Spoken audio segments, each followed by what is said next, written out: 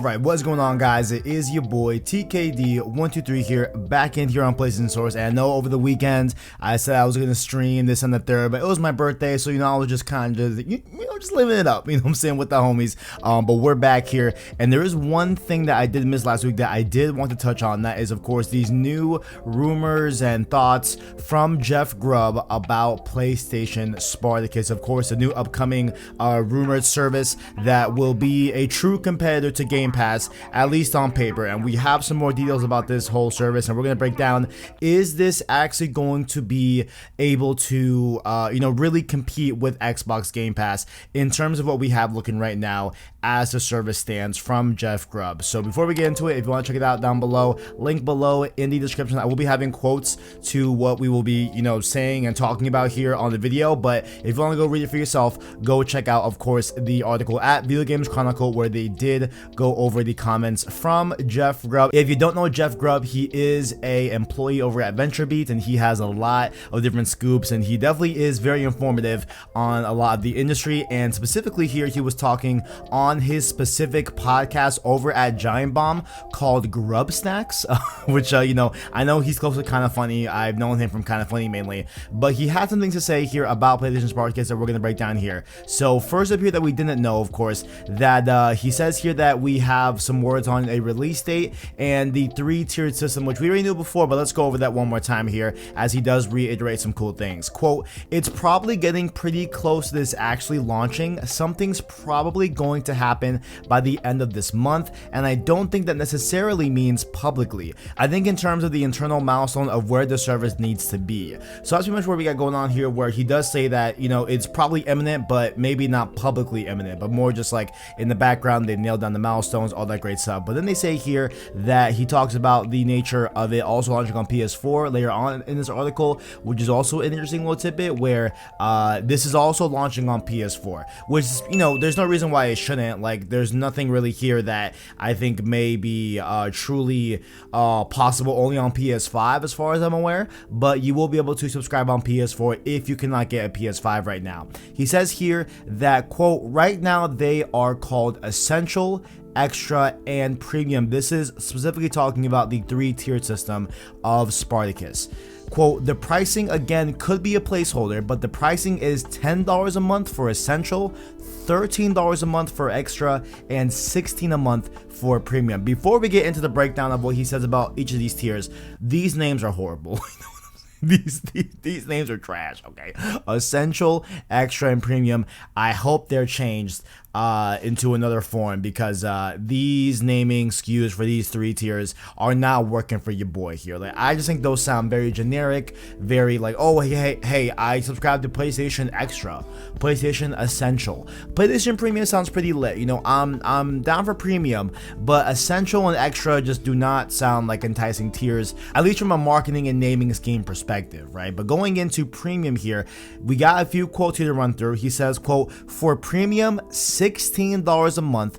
Do you get full games? Not really. Kinda. It's like EA Play. You get full game trials. I don't know if that's for every single game that comes out, but it seems like that." So a lot of this is definitely, off the back of the Bloomberg report that we got a few weeks ago, which I did do a video on later, in the past when we had that Bloomberg report, where this was in that report, where there were talks about having full game trials for this higher tier service of Spartacus, right? And so overall, I think that is a really enticing thing that could push a lot of people to subscribe, right? To have, if it's like EA Play, right? I think that, at EA Play, they have about, 10-hour trials or 12-hour trials, etc., 8-hour trials, definitely a substantial amount of time. But will that be enough to entice a lot of those on the fence about subscribing to get this premium service? We will have to see when it fully gets unveiled. But he also does continue to say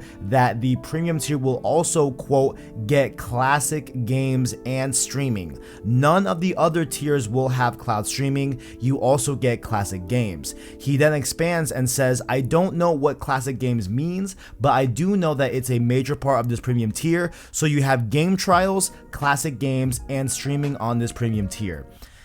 The classic games is the big question, of course, because this service will not only be a Game Pass competitor, but it could potentially be an answer to the long requested PlayStation backwards compatibility in terms of downloading games on PlayStation 5 that are from previous generations, specifically, of course, PlayStation 3 games, PS2 games, PS1 games even as well, and different stuff like that. So that is a big deal here with this whole thing, and we're gonna have to see if, number one, if this is even true, of course, which, it was coming from Jeff Grubb, it's probably true, right? But I want to know, especially, like, what type of classic games will we be getting, at what output. Is it going to be something that, just grows and updates every month, similar to the free PS Plus games and stuff like that? Very curious to see how that ends up. But to break it down here, $16 a month, premium tier gets you the game trials, classic games streaming on this tier, as well as everything else that we will talk about below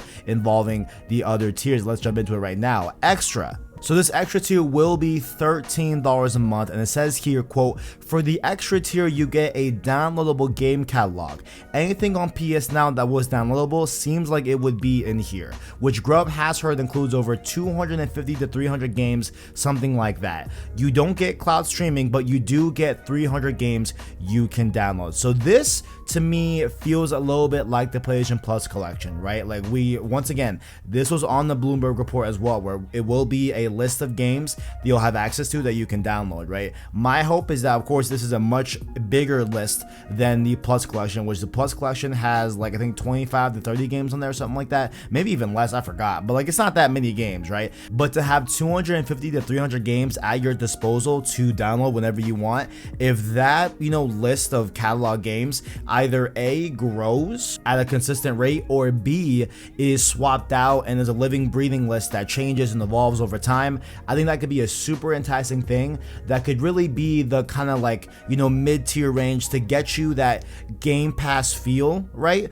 While not having the extra, toppings of classic games, streaming, etc., right? From the premium tier. So that could be a really cool, enticing way to get a lot of people on this year. And if you don't care about game trials as well, this might be a really, really good tier to subscribe if you kind of want that Game Pass feel, but don't care about classic games or streaming or game trials, right? But then we have the essential tier, which he says here is PS Plus with the monthly games just like you know it today. Now, my question is it going to be truly like PS Plus, where we have the cloud saves and the discounts and stuff like that on the store? I assume that will be here on this tier as, like, baseline features for subscribing to the service, and they kind of, like, morph PS Plus into this as well, right? Like, that's kind of like the thought, where PS Plus and PS Now will be morphed into here, and we may see a complete removal of Plus and Now and just have this one subscription where you have Plus on the bottom entry tier that will get you what you already have before,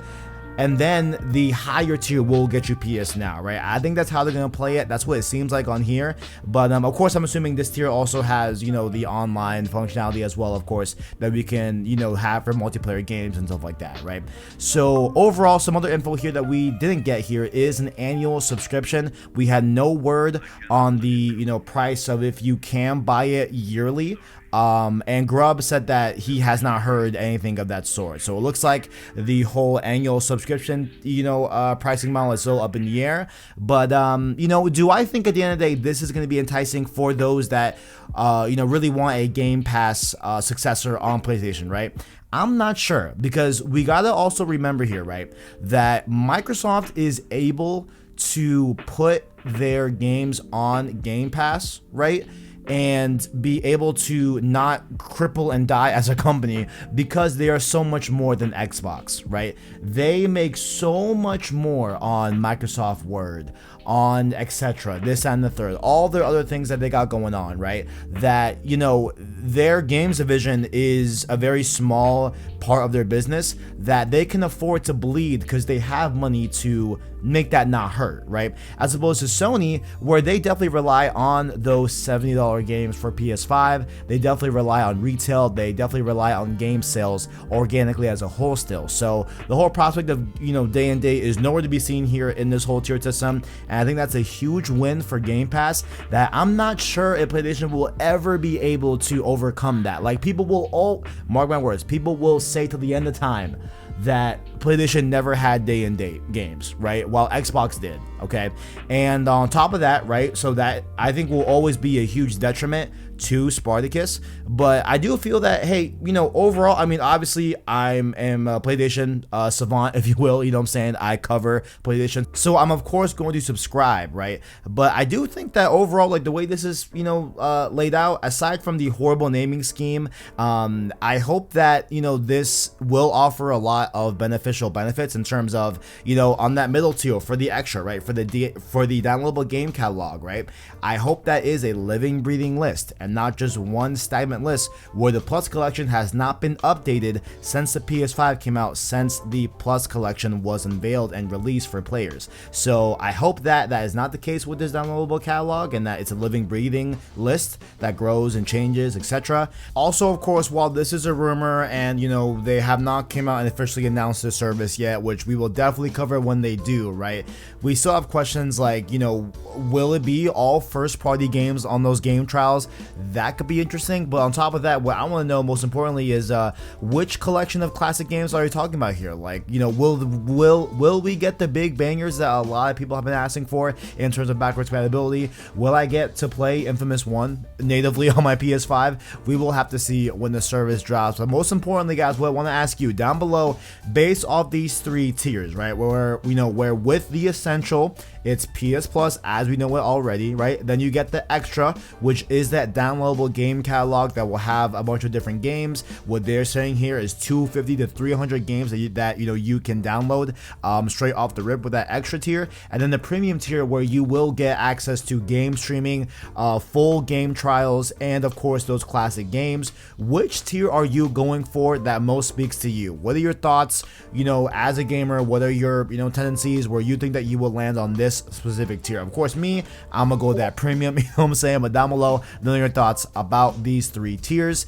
if they are true, and which one will you be subscribing to. And make sure while you are down there, like the video if you enjoyed it, as well as hit subscribe to PlayStation Source to keep up with the latest and greatest in PlayStation. Down below, find links to our Discord, our Twitter, and of course our Anchor link that where you can listen to Road to Forbidden West every single Sunday. We are taking a little bit of a hiatus to play through Horizon, but we will be back with a spoiler cast, a review, and of course the end of Road to Forbidden West. Like if you enjoyed it, as well as hit subscribe to PlayStation Source to keep up with the latest and greatest in PlayStation. Thank you all for watching, and as always, greatness awaits.